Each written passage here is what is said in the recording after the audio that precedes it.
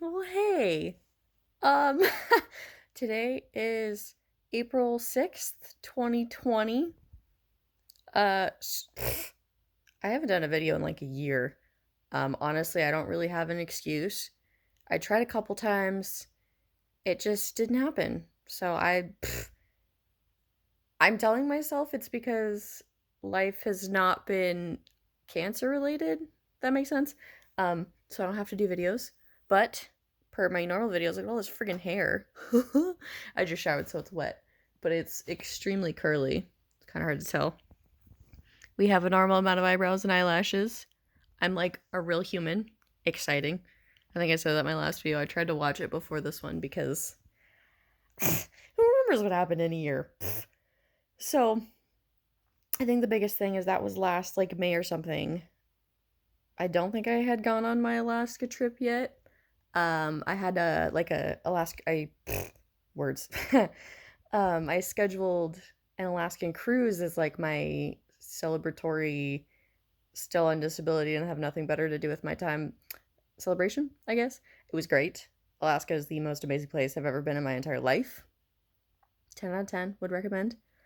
Um I guess that was before my no, that would have been my um hi, you're probably fine thing.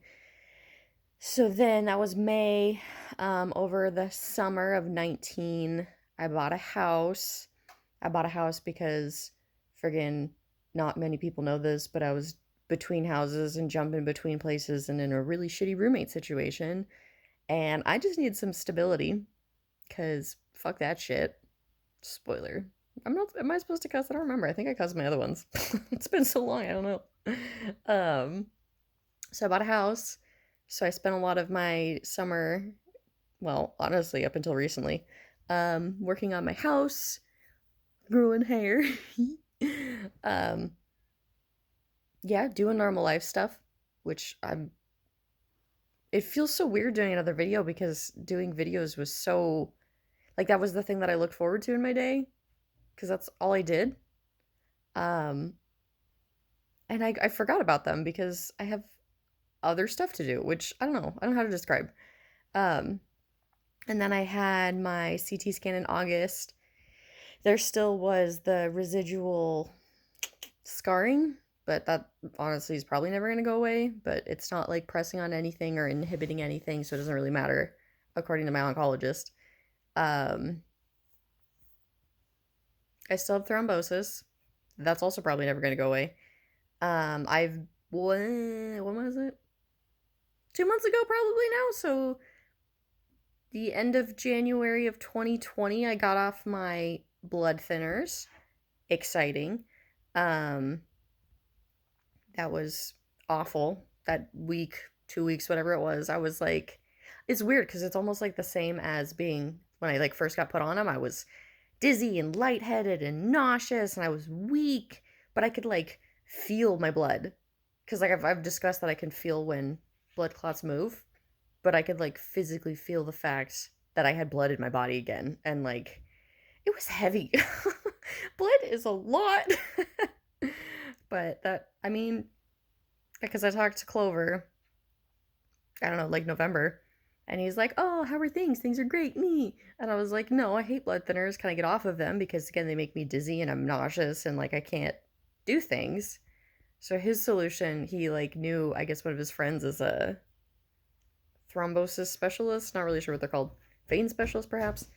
Um, but for old people, like my entire life has been up to this point, nothing. We've never seen this before. This is only in older patients.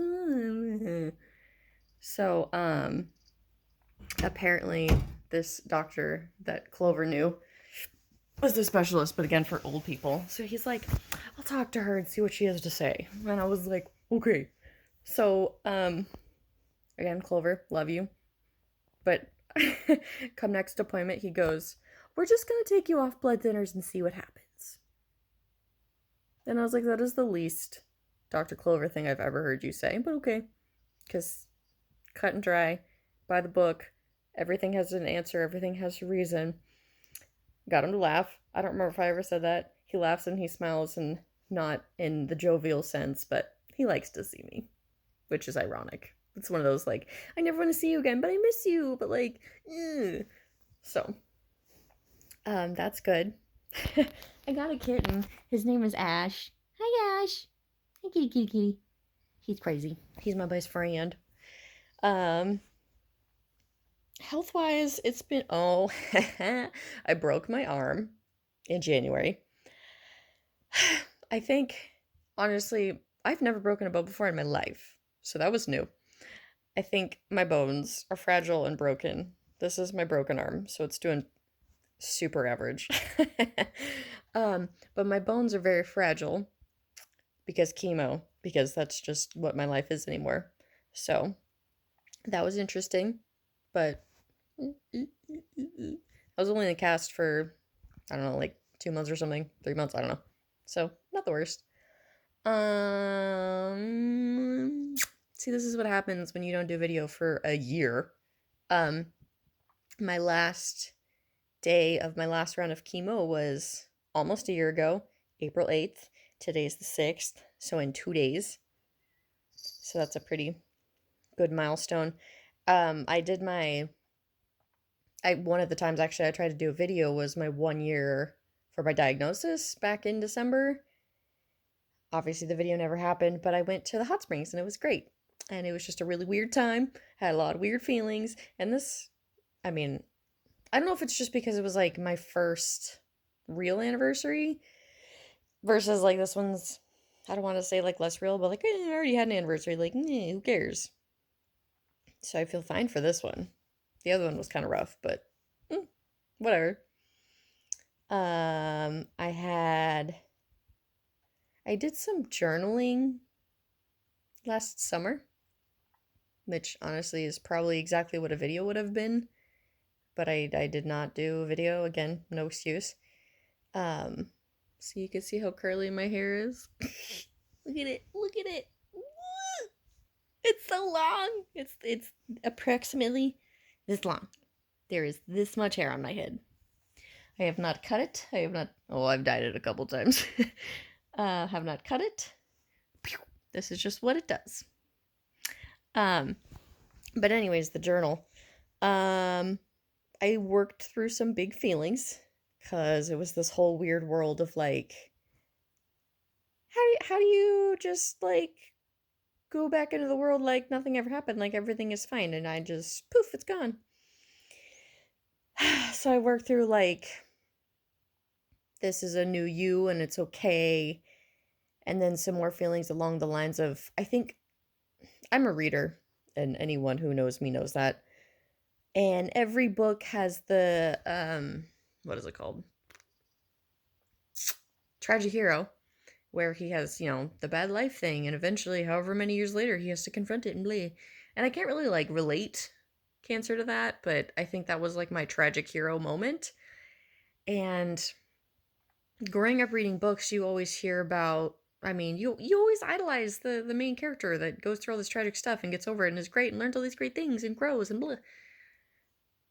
And somewhere I think we all want that. I want something bad to happen to me so I can grow from it and prove myself. And I mean, that's super messed up to say, but we all want to be deemed worthy in some way. And I don't know why it takes something as big as cancer to make that a thing. But I don't know. I feel different, obviously. Like, that's given, super cliche and whatever. But I just want to live a nice little meek life on a little cottage on a hill and grow flowers. And I'm not doing anything else. Like, it's fine.